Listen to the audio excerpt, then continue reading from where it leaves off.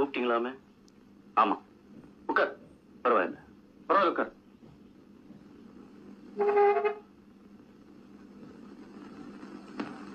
உடம்புக்கு எப்படி இருக்கு? இருக்க. அப்புறம் நீ என்ன புரிஞ்சுக்க மாட்டே. இருந்தாலும் சொல்ல வேண்டியது நீ கடமை.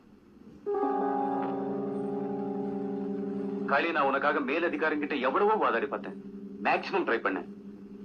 அவங்க திட்டவட்டமா சொல்லிட்டாங்க.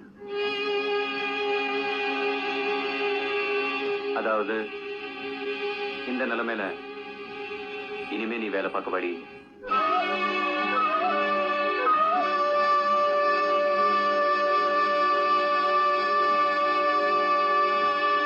I'm sorry. ஆக என் மேல உங்களுக்கு இருந்த ஆத்திரத்தை சேர்த்து வச்சு பழி வாங்கிட்டீங்க.